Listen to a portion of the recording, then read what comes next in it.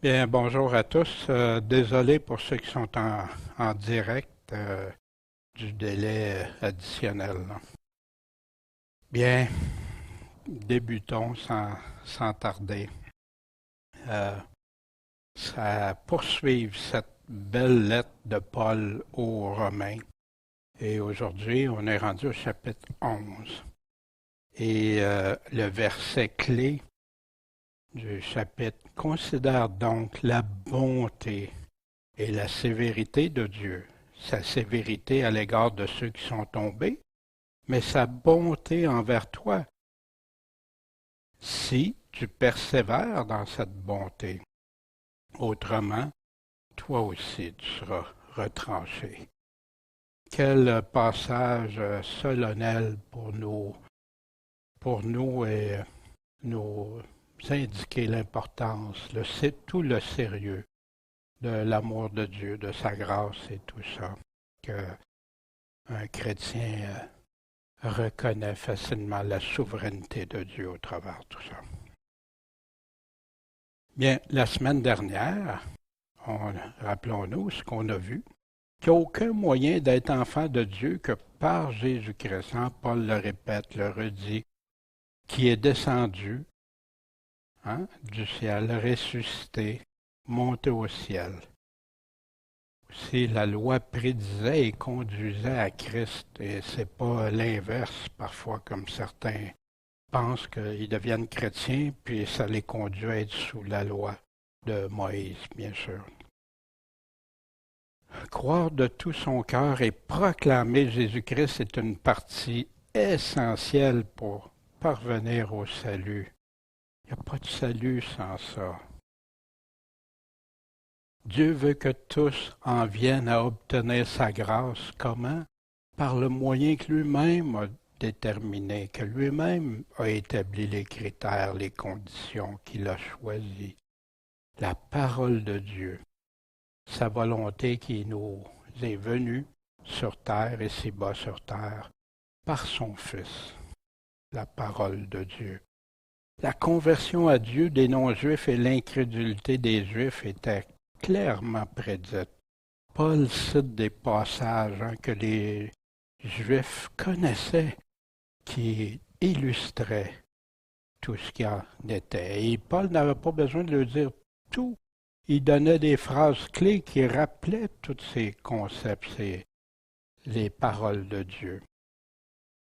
Puis que la rébellion est toujours considérée inexcusable par Dieu. Ça autant pour ceux de l'Ancienne Alliance que pour la Nouvelle Alliance.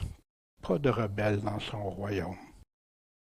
D'où doit provenir la foi en Jésus-Christ?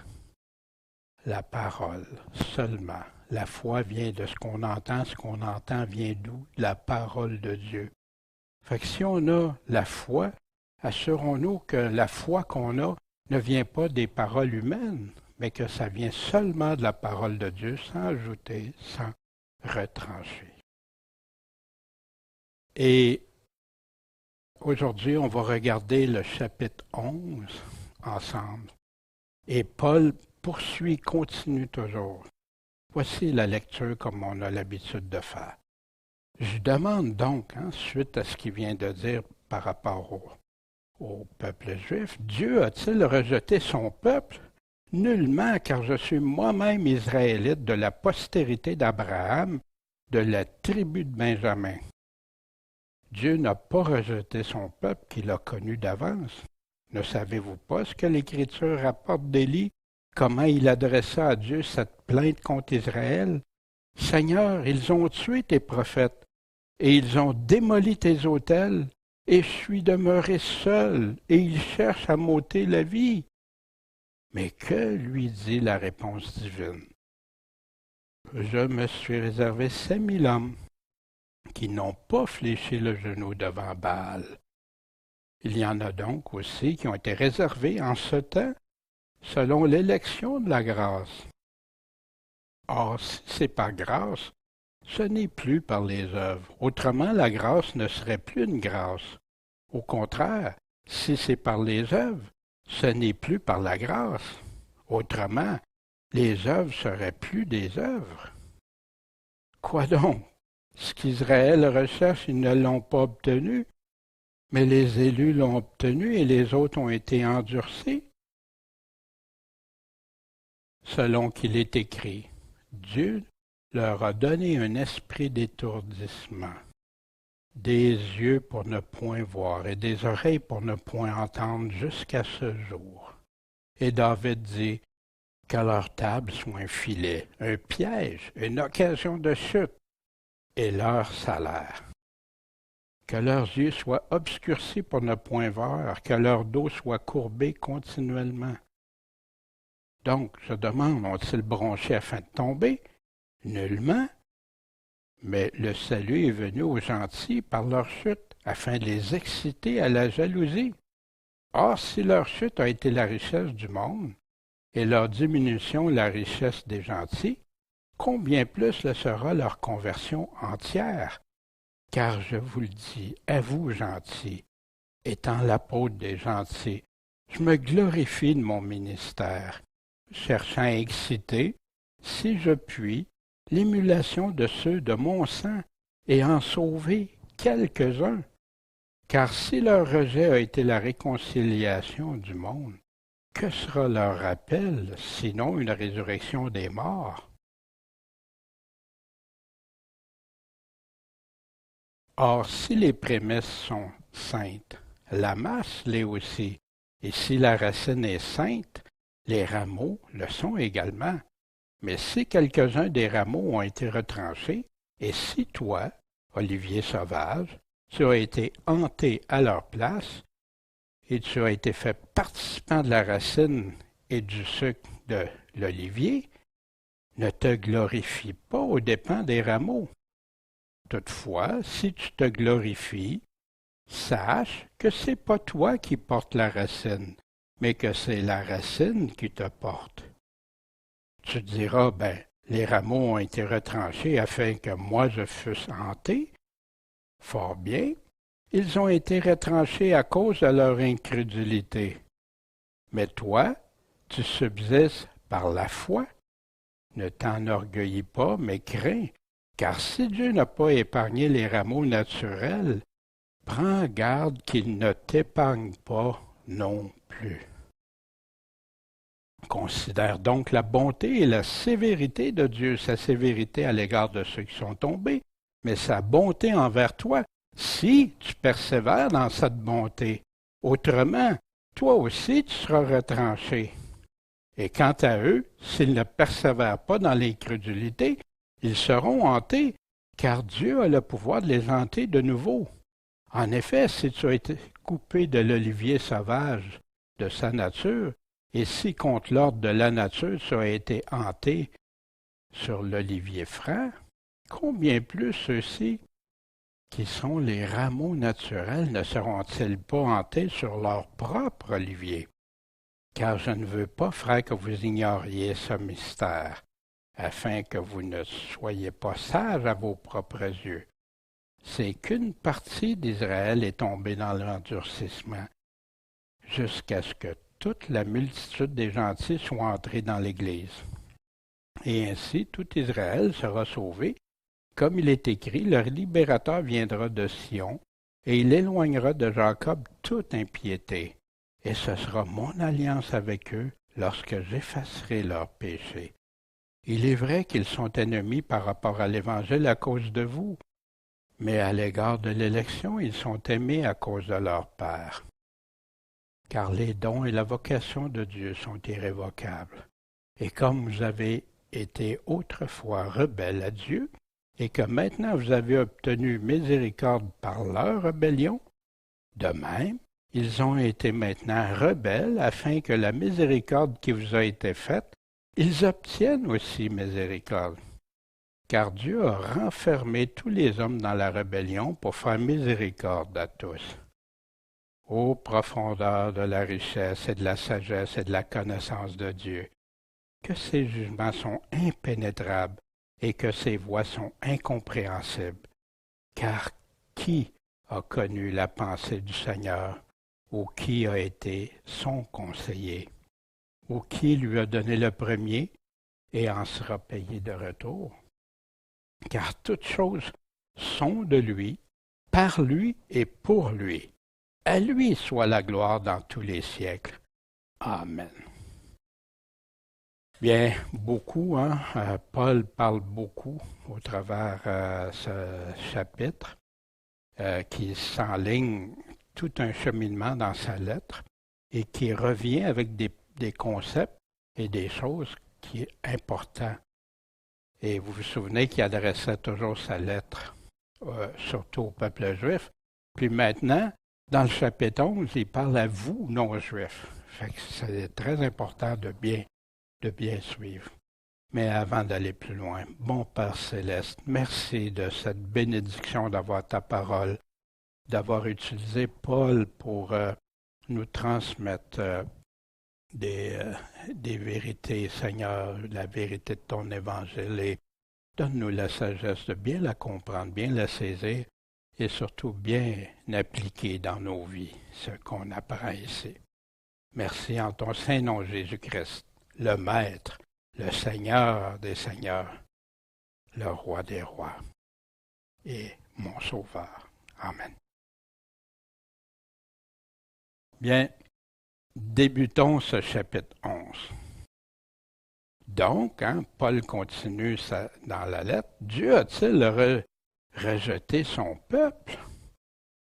Quel mot, clé qui revient souvent? Nullement, pas du tout. Puis là, il donne un exemple. Je suis moi-même israélite. Je descends la postérité d'Abraham, de la tribu de Benjamin. Dieu n'a pas rejeté son peuple qu'il a connu d'avance. Dieu ne le rejette pas. Son peuple, plusieurs de son peuple l'ont rejeté.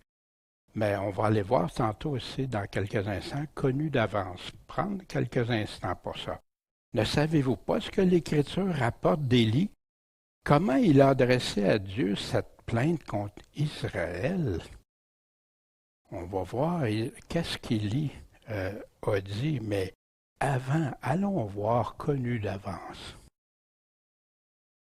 Car ils savent, le même mot connu d'avance qu'on retrouve dans le Nouveau Testament, car ils savent dès l'origine, s'ils veulent en rendre témoignage, que j'ai vécu pharisien suivant la secte. Paul, quand il s'adressait à Rome, quand il était pour être amené à Rome, car ceux qu'il a connus d'avance, il les a aussi prédestinés à être à l'image conforme de son Fils. On avait vu ça, pour qu'il soit le premier. Ça fait que Dieu sait d'avance, connaît d'avance. Puis, chacun qui va se convertir, qui accepte de se repentir et de se convertir et suivre Jésus-Christ, font partie de sa promesse. Christ, destiné déjà avant la création du monde, est manifesté dans les derniers temps à cause de vous. Qui était destiné avant la création du monde? Et c'est bien sûr Christ. Donc, vous, bien-aimés, qui êtes avertis, le mot averti, Dieu connaît, Dieu est averti de ce qui s'en vient, Dieu sait tout. Est-ce qu'on peut lui cacher? On va le voir. Est-ce qu'on peut être son conseiller, lui dire quoi que ce soit? Non. Et ça vient du mot proginosk en grec, d'où vient prognostic, etc. Puis là, voici ce qu'Élie, la plainte d'Élie. Seigneur, ils ont tué tes prophètes, ils ont démoli tes autels, et je suis demeuré seul, puis ils cherchent à m'ôter la vie. Savez-vous que beaucoup de chrétiens se sont sentis comme ça au travers des siècles? Les apôtres aussi, les chrétiens dans les catacombes, etc., et encore aujourd'hui. Puis pour ceux à la fin qui vont faire face à la grande tribulation, qui est la colère qui vient non pas de Dieu, mais de l'Antéchrist. Je suis demeuré seul, il cherche à m'ôter la vie. Puis, voici une réponse qui est un encouragement spécialement dans ces temps-ci. Pour ma part, des fois, c'en est décourageant quand j'écoute des messages, des prédications de certaines assemblées qui déforment tout, qui justifient les gens de vivre dans le péché, ils disent pas comme ça, mais c'est pas si grave. Puis plein de choses, un évangile réduit, un évangile dont on enlève la puissance, le tranchant de la parole. Voici la réponse de Dieu. Je me suis réservé 5000 hommes. Puis il nous dit pourquoi qu'il les a réservés. Ils n'ont pas fléchi le genou devant Baal. Ils n'ont pas fléchi. Ils sont restés droits. Élie n'était pas au courant. Dieu le savait. Puis c'est tellement une grande bénédiction quand on découvre parfois des frères chrétiens qui prêchent droitement, qui sont droits dans l'Évangile, puis qui adoucissent pas, ils mettent pas ça sucré ou juste salé. Non, ils prennent tout de l'Évangile. Quel encouragement pour moi c'est quand ça arrive, en tout cas. Puis voici en référence au passage d'Élie, Paul citait un roi au chapitre 19, verset 13 à 18. Des fois, je ne les mets pas toutes par cause du temps et de la diapositive, bien sûr. Puis, quand Élie, Dieu lui a demandé, quand il était proche de la caverne, il dit, « Que fais-tu ici, Élie? » J'ai été extrêmement ému de jalousie pour l'Éternel, le Dieu des armées. Pourquoi qu'il était d'une jalousie comme ça? Parce qu'ils ont abandonné ton alliance. C'est ce qui arrive aux chrétiens qui voient les autres qui abandonnent. Ils se sentent tellement l'importance à Dieu, puis qu'ils voient ce qu'ils font à Dieu, qu'ils méprisent Dieu. Puis là, il dit, ils ont abandonné ton alliance. Ils l'avaient. Ils ont démoli tes autels, ils ont tué tes prophètes par l'épée. Puis moi, je suis demeuré moi seul, puis ils cherchent à m'ôter la vie. Mais c'est là que Dieu, j'en ferai demeurer 5000 de reste en Israël. Qui va demeurer? Tous ceux qui n'ont pas fléchi les genoux devant Baal et dont la bouche ne l'a pas embrassé. Ici, dans cette référence que Paul nous donne, combien de son peuple ont été sauvés? Dieu le dit, 5000. Pourquoi? Ils ne se sont pas prostitués à d'autres dieux. Ils n'ont pas été vers un autre évangile, une autre parole de Dieu. Et pour la fin, qui fléchira pas le genou devant l'Antéchrist? Je crois qu'il n'y en aura pas beaucoup, mais il va en avoir, puis Dieu merci, qui vont être prêts à tout, qui vont avoir compris le sens de l'Évangile, puis prêts à tout pour Jésus-Christ. Fait qu'il y en a donc aussi qui ont été réservés en ce temps, selon l'élection de la grâce. Encore là, il y en a qui prennent le mot élection, puis en font toute une doctrine. Mais Dieu a choisi à qui il donnait sa grâce. C'est lui le roi, c'est lui le maître. Or, si c'est par grâce, ce n'est plus par les œuvres. En passant, on va voir de quelles œuvres il parle. Autrement, la grâce ne serait plus une grâce. Au contraire, si c'est par les œuvres, ce n'est plus par la grâce. Autrement, les œuvres ne seraient plus des œuvres. Paul y parle, là. Il faut regarder attentivement. Mais dans le fond, ce qu'il est en train de dire, si tu es sauvé par la grâce de Dieu, à cause de la grâce de Dieu, tu ne peux pas prétendre être sauvé à cause des œuvres. Puis on sait que Paul ici s'est adressé beaucoup au peuple juif. Puis les non-juifs aussi, personne ne va être sauvé par ses œuvres. Mais on va regarder ça. Parce que des fois, il y a un peu de confusion. Qui, par la foi, Paul avait déjà déterminé ça, nous a fait aussi avoir accès à cette grâce. Comment obtenir cette grâce? Dans laquelle nous demeurons fermes et nous nous glorifions dans l'espérance de la gloire de Dieu.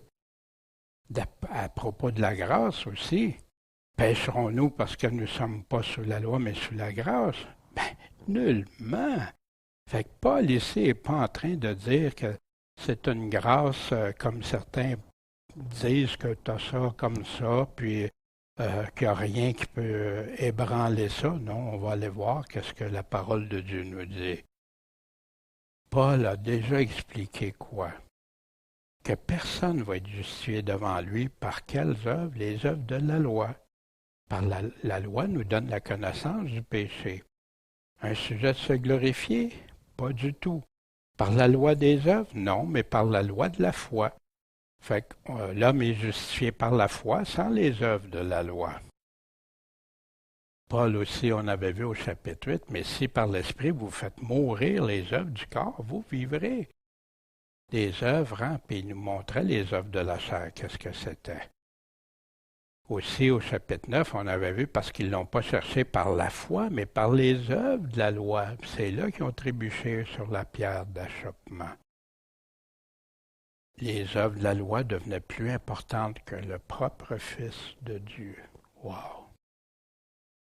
Mais une question à se poser, est-ce que Jésus inclut ou exclut les œuvres? Allons voir la parabole des talents, hein, cet exemple qu'il nous donne.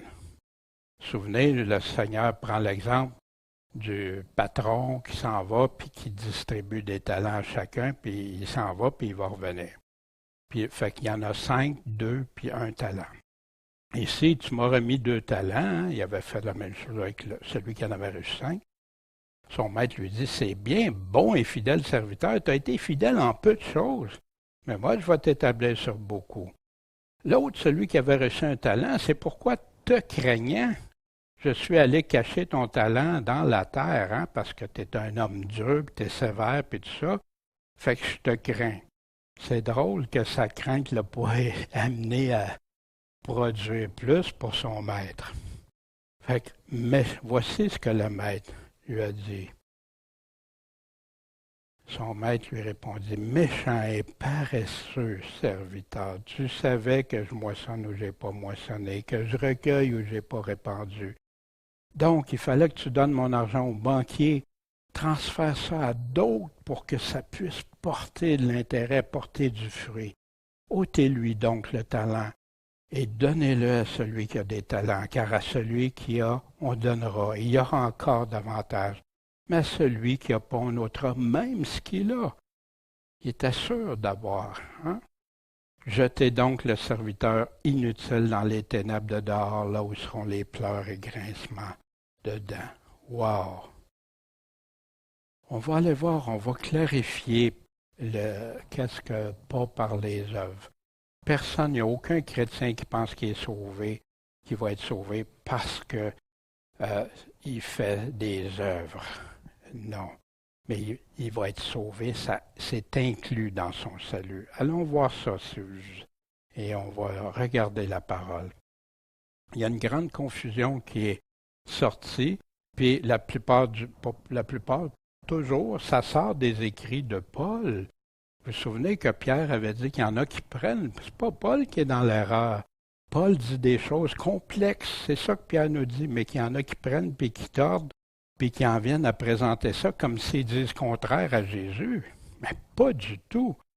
Voici ce que Jésus nous dit. Il remet à chacun, mais il veut qu'on porte du fruit, que ces œuvres-là en viennent à porter du fruit. Les boucs et les brebis, voici les paroles même du Maître. Alors les justes lui répondront, Seigneur, quand est-ce qu'on te veut avoir faim, donner à manger, avoir soif, t'avoir ou donné à boire, être étranger, malade en prison? Et le roi leur dira, je vous le dis en vérité, en tant que j'avais fait ces choses à l'un des plus petits de mes frères, vous me les avez faites à moi-même. Mais à l'autre, qu'est-ce qu'il venait de dire avant? Il disait à ceux qui n'ont pas donné à manger, qui n'ont pas se sont pas occupés, pas visités, pas rien fait. Voici ce que le maître a dit. Jetez donc le serviteur inutile, encore ce mot inutile, dans les ténèbres de dehors. Souvenez, il y en a dans Jésus aussi dans la lettre aux églises, tu te crois riche, hein, mais tu ne sais pas que tu es pauvre, un misérable aveugle. Là seront les pleurs et les grincements de dents. Qui peut dire à Jésus, non, non, c'est pas ça, Jésus. Ici, les deux critères qui font qu'un va être parmi les boucs ou parmi les brebis, c'est parce qu'ils auront fait ou pas fait. Est-ce que Jésus ne met pas ça parce qu'ils n'auront pas appliqué l'amour de Dieu et l'amour de son prochain? On avait ça dans la synthèse de Matthieu 24 et 25 qu'on a sur le site pourchrist.com ou sur YouTube aussi, dans les synthèses. Voici Jésus au chapitre 25 aborde des exemples pour la fin si importants.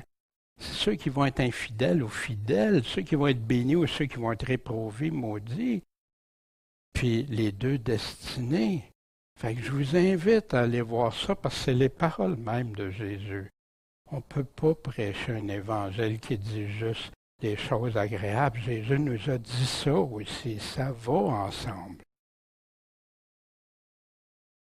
Puis, je vous invite à aller regarder ça, ou soit avec votre lecteur de médias ou ceux qui l'écoutent aussi avec les PowerPoint, tout ça, d'aller regarder ça, d'étudier ça.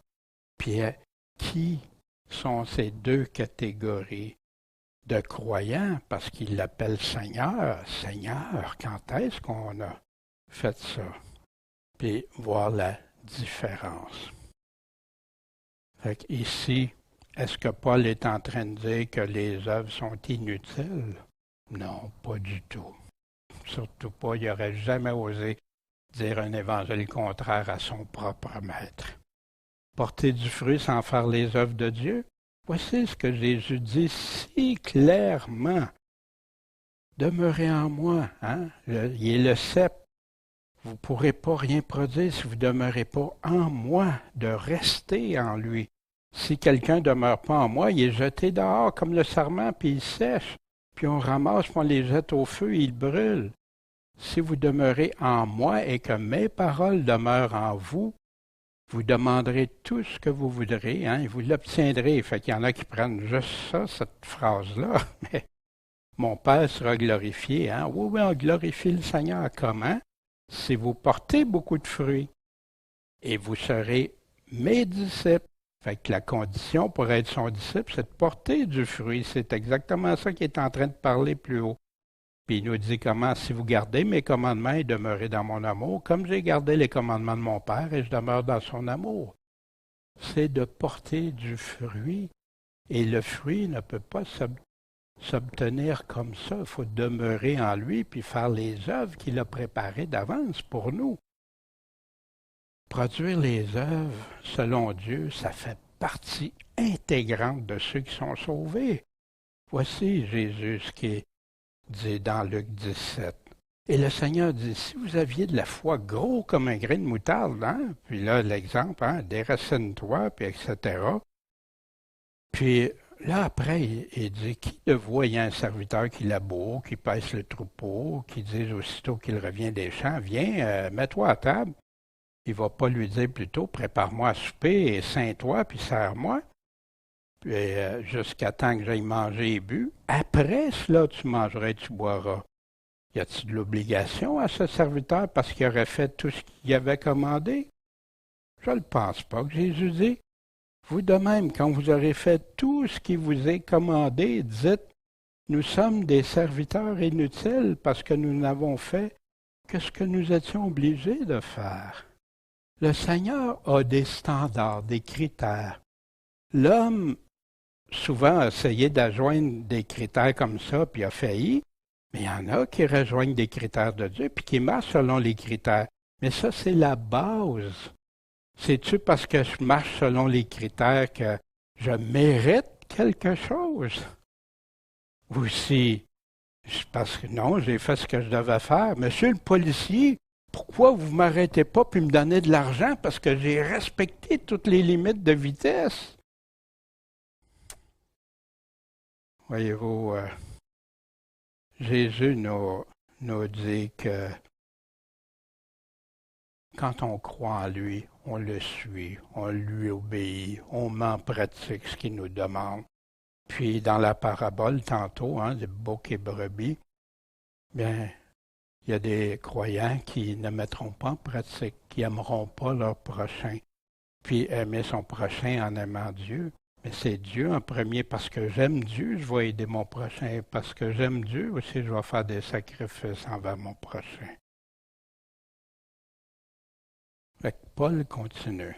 Quoi donc ce qu'Israël recherche, il ne l'a pas obtenu, mais les élus peuvent vouloir dire choisis. Le Seigneur a dit beaucoup d'appelés, mais peu d'élus.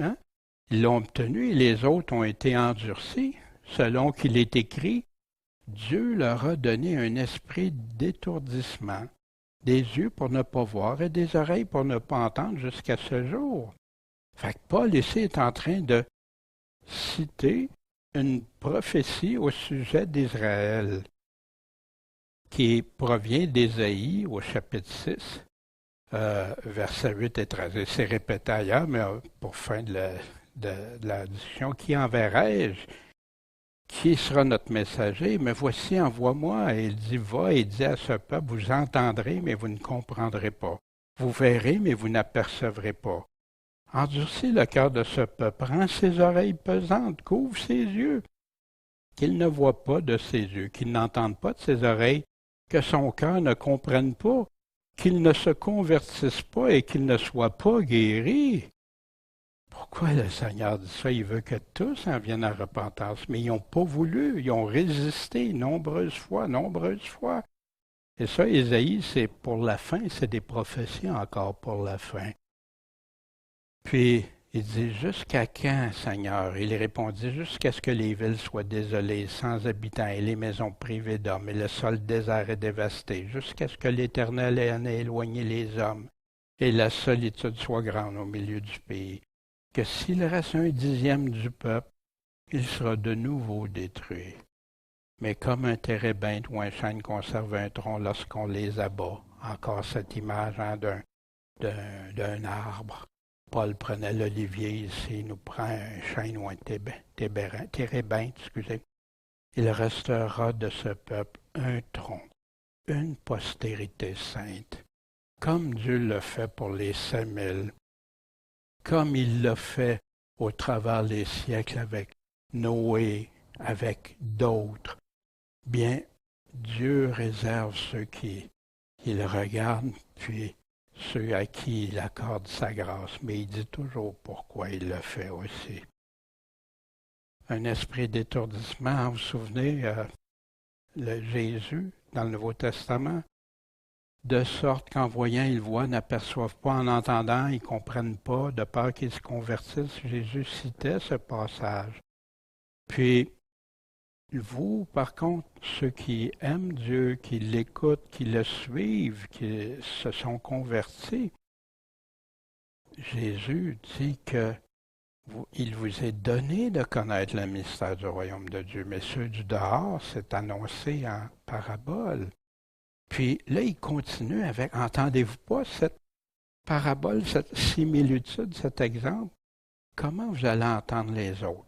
Puis c'est là qu'il nous donne la parabole du semeur qui sème dans 4 terrains différents. Mais il y a seulement un terrain qui va porter les fruits que Dieu demande. Dans Luc 8,15, on voit de cette même parabole. Mais ce qui est tombé dans une bonne terre, ce sont ceux qui, ayant entendu la parole avec un cœur honnête et bon, la retiennent et portent du fruit avec persévérance. Et ce mot persévérance revient continuellement dans l'Évangile. Puis aussi, si vous écoutez ce qui est dit aux 7 églises dans l'Apocalypse, ça revient que celui qui écoute ce que l'Esprit dit aux églises, de ne pas fermer ses oreilles, mais de les garder bien ouvertes. Puis Paul continue. David dit que leur table soit un filet et un piège, une occasion de chute, et leur salaire. Quel salaire que leurs yeux soient obscurcis pour ne pas voir et que leur dos soit courbé continuellement. Vous savez, Israël aussi a vécu ça quand on regarde au travers les siècles, là, depuis les années 70, le peuple d'Israël y a goûté. Parce qu'ils ont rejeté celui qui est venu. Voici le passage que Paul citait. Que leur table devienne un piège devant eux et un filet dans leur sécurité. Hein? Ils sont en pleine assurance, eux autres. Que leurs yeux s'obscurcissent pour ne plus voir et fait trembler continuellement leurs reins. Ça vient du psaume 69. Hein? Puis que le courroux, la colère, qu'ils soient effacés du livre de vie, qu'ils ne soient pas inscrits avec les justes. Puis ici, d'où venait-il mettre du fiel dans ma nourriture et ma soif? Justement, une prophétie accomplie par Jésus-Christ.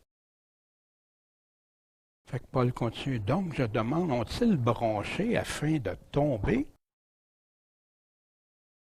Nullement, mais le salut est parvenu aux gentils par leur chute, afin de les exciter à la jalousie. Or, si leur chute a été la richesse du monde, et leur diminution en plus petit la richesse des gentils, combien plus le sera leur conversion entière? On fait attention, leur conversion entière, c'est ceux qui vont vraiment se convertir entièrement. C'est pas ici que tout Israël, on va voir ça, quand il dit tout Israël va être sauvé, on va regarder ça ensemble. Car je vous le dis à vous, gentils, les non-juifs, étant l'apôtre des gentils, je glorifie mon ministère. Bien oui, Paul, c'est une gloire d'avoir le ministère.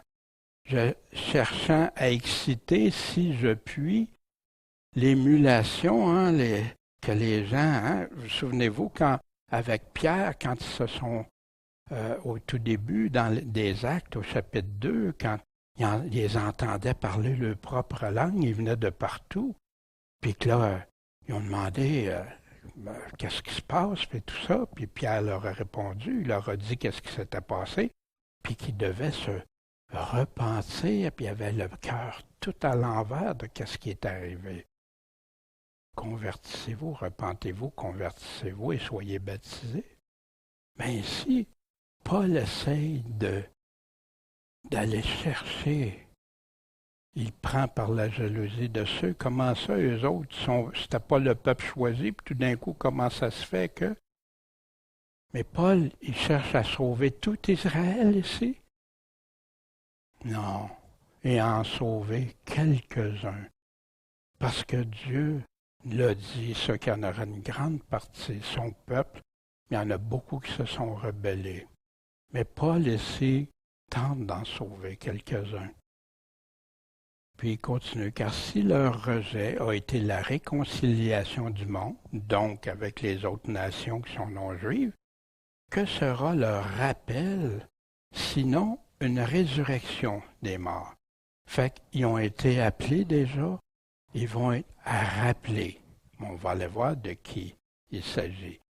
Sinon, une résurrection des morts. La résurrection des morts, ici, il y a deux possibilités. Résurrection spirituelle ou résurrection physique. Mais on sait que les deux sont conditionnels, parce que si tu n'as pas la résurrection spirituelle, tu ne pourras jamais avoir la résurrection physique pour être sauvé. Or, si les prémices sont saintes, hein, la base c'est saint, c'est correct, la masse l'est aussi. Et si la racine est sainte, les rameaux le sont également. Fait que, si c'est correct, tout est beau, tout est correct, c'est correct. Mais si quelques-uns des rameaux ont été retranchés, et si toi, Olivier sauvage, t'as été hanté, greffé à leur place, tu as été fait participant de la racine et du sucre de l'olivier, la sève de l'olivier. Fait que tu ne remplaces pas, tu en fais partie, tu as été greffé après. Ne te glorifie pas aux dépens des rameaux. Toutefois, si tu te glorifies, sache que c'est pas toi qui portes la racine, mais que c'est la racine qui porte.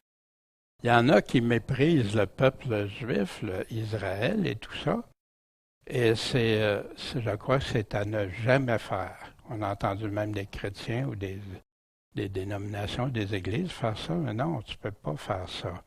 Ça, c'est Dieu qui les a choisis. Est-ce qu'il va toutes les garder? Non, il le dit pourquoi. Et ça lui appartient. Mais ici, de rejeter, de mépriser le peuple juif pour ça, non. C'est sûr qu'il y en a qui ne sont pas corrects, comme d'autres nations ne sont pas correctes. Ça, c'est tout à fait vrai. Mais on ne peut pas mépriser. Tu diras, mais les rameaux ont été retranchés, ils ont été enlevés, afin que moi je sois greffé. Fort bien. Ils ont été retranchés à cause de quoi? Pourquoi ils ont été retranchés? À cause qu'ils n'ont pas cru en Jésus-Christ. Mais toi, tu subsistes comment? Par la foi. Eux autres, ils n'ont pas la foi, toi, tu as la foi. Fait qu'enorgueillis-toi pas de ça. Parce que comment tu as obtenu ta grâce? Par la foi, hein? Mais c'est pas toi qui t'es accordé la grâce. C'est le Tout-Puissant qui te l'a accordé. Mais crains. Est-ce qu'il dit tout est beau, tout est correct? Non, crains. Puis il va dire pourquoi. Car si Dieu n'a pas épargné les rameaux naturels, hein, le peuple d'Israël, prends garde qu'il ne t'épargne pas non plus. Wow! Qu'est-ce qu'il a fait avec une partie d'Israël? Il ne les a pas épargnés, mais fais attention qu'il ne t'épargne pas toi non plus. Parce que tu penses que tu es supérieur ou tu penses qu'il n'y a pas de danger parce que maintenant que j'ai reçu la grâce. Et voici. Donc, par rapport à tout ça, considère la bonté, hein, la miséricorde de Dieu, sa grâce, sa bonté et la sévérité de Dieu. Comment Dieu aussi, on ne se moque pas de lui. Comment Dieu peut être juste, intègre, sévère. Sa sévérité à l'égard de qui? Ceux qui sont tombés, ceux qui ont chuté, ceux qui ont abandonné ce qu'ils devaient faire. Mais sa bonté envers toi, mais ici encore une condition. Hein? On entend souvent un évangile inconditionnel, c'est faux. Jésus a dit qu'il a posé les conditions pour être sauvé, de se repentir, de se convertir, de lui obéir, d'obéir ses commandements, de le suivre en tout temps. Oui, il y a des conditions, mais Dieu a un amour si grand, il n'attend que de la donner à quiconque se repent, se détourne de ses péchés et se convertit à Jésus-Christ, qu'il comprend que ce n'est que lui qui peut nous sauver et qu'on le suive de tout notre cœur, lui obéir. Il nous dit d'ailleurs dans Hébreux 5.9, le salut éternel pour qui? Pour tous ceux qui lui obéissent. Mais sa bonté envers toi, si tu persévères, la persévérance, hein, Jésus en parle, les apôtres en parlent dans cette bonté. Qu'est-ce qui arrive si tu ne persévères pas dans ça, dans sa bonté? Autrement, toi aussi, tu seras retranché. Ôté. Voici Paul, hein, ce qu'il disait au chapitre 2, vous vous souvenez, savoir la vie éternelle à qui? À ceux qui, persévérant dans les bonnes œuvres, cherchent la gloire, l'honneur et l'immortalité. Il n'a pas méprisé hein, les bonnes œuvres, mais il a été très clair au sujet des œuvres de la loi. Prends garde à toi-même et à la doctrine. Quelle doctrine? Celle de Christ, l'évangile de Christ, les paroles de Christ. La foi qui vient de ce qu'on entend, qui vient juste de la parole de Dieu. persévère dans ces choses. Pourquoi? Parce qu'en les faisant, est-ce que c'est pas faire quelque chose, ça? Tu te sauveras toi-même et ceux qui t'écoutent. La persévérance est majeure. Voici ce que Jésus répète si souvent. Ici, c'est dans Matthieu 10. Et vous serez haïs de tous à cause de mon nom. Mais celui qui persévérera jusqu'à la fin, c'est celui-là qui sera sauvé. Puis on essaie de faire dire autre chose. Non, parce que il y en a qui vont mourir, mais on va persévérer jusqu'à la fin pour le Seigneur. Autrement, toi aussi, tu seras retranché. Voici ce que l'apôtre Pierre nous parle à ce sujet. Le même Pierre qui a essayé de nous dire, faites attention, il y en a qui prennent des écrits de Paul, puis ils vont tordre ça, faire dire comme si c'était un évangile différent à celui de Jésus. Ce sont des fontaines sans eau, des nuées agitées par un tourbillon, et l'obscurité des ténèbres leur est réservée pour l'éternité. Wow! Pourquoi, en tenant des discours enflés de vanité, de ces vains, ils amorcent par les convoitises de la chair et les impudicités, fait qu'ils attirent les personnes à continuer à vivre dans le péché. Et c'est pas autre chose qui les justifie, qui leur donne une assurance, même s'ils continuent de vivre dans le péché. Puis, il continue. Les personnes qui s'étaient vraiment, véritablement éloignées de ceux qui vivent dans l'égarement, fait qu'ils étaient dans la vérité, ces personnes-là. Mais qu'est-ce qu'ils font? Ils leur promettent la liberté lorsqu'ils sont eux-mêmes esclaves de la corruption, du péché, car on devient esclave de celui par lequel on est vaincu. En effet, si après avoir fui les souillures du monde, comment? Par connaître Jésus-Christ, la connaissance, puis ils s'engagent de nouveau, ils sont vaincus, leur dernière condition devient pire que la première, parce qu'il aurait mieux valu pas avoir connu le chemin de la justice que se détourner. Te détourner, il faut que tu l'aies avant, après l'avoir connu du saint commandement qui leur avait été donné. De ne pas vivre dans le péché, puis coupe ta main, si ça t'emmène, c'est pour le salut de ton âme. Jette ça loin le péché de toi.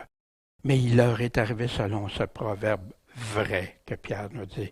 Le chien retourna à ce qu'il avait vomi, la truie, après avoir été lavée, s'est vautrée dans le bourbier.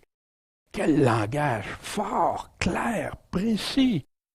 Et on ose dire, parce que Jean Calvin est arrivé avec le salut impossible à perdre un jour, puis j'entends des personnes comme Charles Stanley dire que tu peux vivre comme un démon, mais si tu es sauvé, Dieu ne t'enlèvera pas sa grâce. Wow! C'est ça qu'on lit ailleurs partout. Ça contredit ce que Jésus et les apôtres nous ont dit clairement. Moi qui aimais tant écouter cet homme-là avant, puis quand j'ai entendu ça, wow! Il contredit en affront. Et quant à eux, s'ils ne persévèrent pas dans l'incrédulité, ils vont être hantés, ils vont être greffés de nouveau. Pourquoi? Parce que Dieu a le pouvoir de les rentrer à nouveau. Wow! En effet, si tu as été coupé de l'olivier sauvage de sa nature, et si, contre l'ordre de la nature, tu as été greffé sur un olivier franc, toi, t'es parti d'un olivier qui était sauvage, c'était pas le vrai olivier, mais là, l'olivier franc, tu as été greffé dessus. Combien plus les rameaux naturels ne seront pas greffés sur leur propre olivier? C'est Dieu qui a le pouvoir. Dieu est capable de faire ça quand il veut. C'est lui le boss. Car je ne veux pas, frère, que vous ignoriez ce mystère. Paul, il nous dit, quand il parle de mystère, il nous les décrit, soit avant, soit après. C'est quelques phrases. Afin que vous ne soyez pas sages à vos propres yeux. Fait que pense pas autrement que qu'est-ce que Paul va dire. C'est qu'une partie d'Israël est tombée dans l'endurcissement jusqu'à ce que toute la multitude des non-juifs soit entrée dans l'Église. Fait qu'ici, Paul est en train de nous dire qu'il y en a une partie qui vont rester endurcis. Puis là, il va ajouter, et ainsi tout Israël sera sauvé. Mais Paul est en train de dire que tous les Israélites vont être sauvés? Non. Dieu a dit que le peuple, son peuple choisi en premier Israël, et son peuple qui est devenu enfant de Dieu en Jésus-Christ, il va en faire un seul troupeau. Mais ça va-tu être tous? Non, seulement ceux qui vont avoir correspondu à ces critères. Puis voici le passage qu'il prend, puis on va aller le voir clairement. Comme il est écrit, toujours en rapport avec ce qui était écrit que Paul cite, le libérateur viendra de Sion. Il éloignera de Jacob toute impiété, tout péché. On sait que ce n'est pas le cas actuellement. Voici de quel passage il citait dans Ésaïe 59. Pécher et mentir contre l'Éternel et nous détourner de notre Dieu, parler d'oppression, parler de se révolter, concevoir et méditer dans le cœur des paroles de mensonge, que tu prends plus de la vérité du Seigneur, mais que tu prends autre chose. Puis là, le jugement s'est retiré en arrière, la justice se tient éloignée, la vérité trébuche publiquement devant tout le monde, et la droiture ne peut entrer, et la vérité fait défaut. Puis même quiconque se retire du mal est dépouillé. Ceux qui veulent rester justes, qui veulent marcher droit, c'est eux autres qui subissent. L'Éternel l'a vu et cela lui a déplu qu'il n'y a pas de justice. Alors que la Bible nous dit de chercher premièrement son royaume et sa justice. Le Rédempteur viendra pour Sion. Voici pour ceux de Jacob. Mais lesquels de Jacob? Qui se convertiront de leurs péchés, dit l'Éternel. C'est ça le tout Israël auquel il fait référence. Et pour moi, voici mon alliance avec eux, mon esprit qui est sur toi, mes paroles que j'ai mises dans ta bouche ne se retireront pas, ni de la bouche de ta postérité, ni de la postérité de ta postérité, de maintenant et à jamais. Et ça, il est en train de parler des temps de la fin dans Ésaïe. Et ce sera mon alliance avec eux lorsque j'effacerai leurs péchés, mais à qui les péchés de ceux qui vont s'en détourner, se convertir. Il est vrai qu'ils sont ennemis par rapport à l'Évangile à cause de vous, mais à l'égard de l'élection, ils sont aimés à cause de leur Père. Vous vous souvenez, Dieu avait fait des promesses à Abraham. Il parlait de Benjamin. Moi-même, je suis la tribu de Benjamin, puis tout ça. Puis, il dit, vous vous souvenez, il dit, ben non, Dieu n'a pas rejeté son peuple. Il lui-même se donne un exemple. Paul, regardez moi-même. Mais ici, il est en train de parler de ceux qui vont se convertir. Parce qu'il dit, les dons et la vocation de Dieu sont irrévocables. Dieu l'avait promis, mais Dieu l'a promis à qui? C'est ça qu'on doit être prudent. Pas à tous, parce qu'on voit le bout de phrase tout Israël, et moi j'ai cru ça déjà, mais quand j'ai été voir les passages que Paul citait, regardons ça, là, on peut mieux comprendre. Puis il parle de ça dans Hébreux 8 aussi. Puis le reste, il va y avoir un reste, c'est prédit dans l'Ancien Testament, qu'il va y avoir le reste d'Israël, qui va être réduit très peu nombreux. Puis d'ailleurs, si vous regardez bien, les 12 tribus d'Israël qui parlent dans l'Apocalypse, les 144 000 font partie de ça. C'est des tribus d'Israël, ils sont nommés expressément, et tout ça. Et comme vous avez été autrefois rebelles à Dieu, oui, on a été rebelles, j'ai été rebelle à Dieu, que j'ai regretté, et que maintenant vous avez obtenu miséricorde par leur rébellion. Ils ont voulu se fermer l'oreille, ils ont resté rebelles, ils n'ont pas voulu suivre ce que le Seigneur leur avait demandé, puis tout ça. Ben Dieu il a ouvert la porte. De même, ils ont été maintenant rebelles, afin que par la miséricorde qui vous a été faite, c'est une grâce, une miséricorde, une faveur de Dieu qui a eu pitié de nous. Ils obtiennent eux aussi la miséricorde. Parce que Dieu a renfermé tous les hommes dans la rébellion. Vous vous souvenez?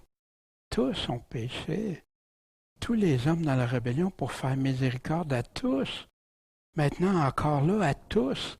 Est-ce qu'il est en train de dire à tout le monde? Paul, pourquoi il est ici en désarroi? Pour essayer d'en sauver quelques-uns, si ça serait tous, voyez-vous? On doit faire attention de regarder toujours qu'est-ce que Paul est en train de parler dans son contexte. Aux profondeurs de la richesse et de la sagesse et de la connaissance de Dieu. C'est qui est riche? La sagesse qui est en connaissance, c'est Dieu. Que ses jugements sont impénétrables, que ses voies sont incompréhensibles. Parfois, nous, on voit quelqu'un qui agit mal, qui n'est pas correct, puis on serait prêt à être très dur avec, puis tout ça. Mais ça appartient à Dieu, ça. Puis Dieu lui accorde pardon, puis après ça, des chrétiens vont vouloir le rejeter. C'est arrivé au travers de l'histoire, vous savez. Mais qui a connu la pensée du Seigneur? Qui a été son conseiller? C'est toi? C'est moi? C'est qui? Paul? Non, personne. C'est Dieu le Maître. C'est lui le souverain. C'est lui qui a tout, puis qui nous en a donné une partie. Il nous a donné la vie, il nous a donné des dons, il nous a donné plein de choses. Le pouvoir de choisir, de décider aussi. Ou qui lui a donné le premier et en sera payé de retour? C'est-tu Dieu qui nous est redevable ou c'est nous autres qui sommes redevables à Dieu?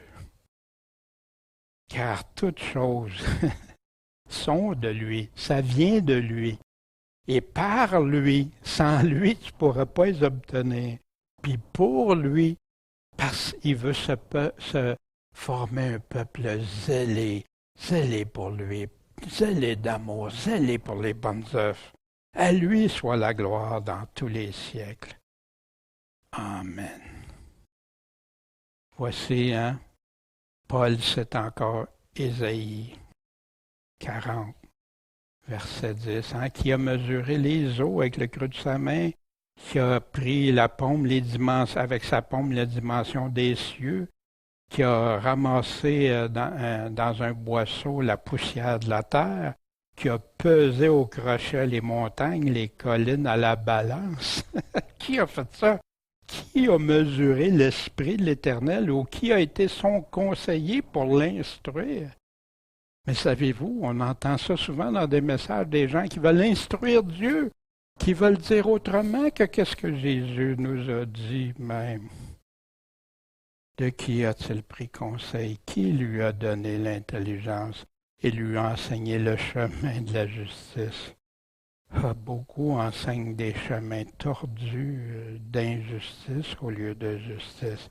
Qui lui a enseigné la science, la connaissance, et lui a fait connaître la voie de la sagesse? Les nations sont comme une goutte qui tombe d'un seau, comme la poussière d'une balance. Voilà, les ailes sont comme la poussière qui s'envole. Comparé à Dieu. Réfléchissons ensemble. Qu'est-ce que Paul nous laisse avec ce chapitre-là, principalement? Au sujet d'Israël, il y a deux principaux messages qui ressortent. Le rejet d'Israël est ni total, ni final. Dieu a gardé une partie d'Israël. Bien sûr, ils doivent se convertir, abandonner leurs péchés. Il y en a qui vont le reconnaître quand il va poser les pieds sur le mont des Oliviers. Ça fait partie des prophéties au retour de Jésus. Mais Paul nous donne des exemples pour nous. Il y a l'olivier franc puis l'olivier sauvage. l'olivier franc de la nation d'Israël, l'olivier sauvage qui proviennent des autres nations. Comme au temps d'Élie, Dieu s'en est réservé. Dieu s'en réserve parce qu'il sait qu'ils ne fléchiront pas le genou ailleurs qu'à lui. Il y en a qui ne fléchiront pas le genou devant l'Antéchrist, qui ne fléchiront pas le genou devant d'autres que Dieu.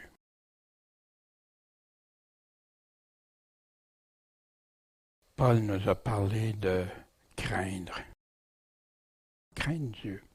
Haïr le mal, rejeter ce qui est mauvais. De ne pas prendre à la légère parce qu'il nous aurait accordé sa grâce. Il nous dit de persévérer.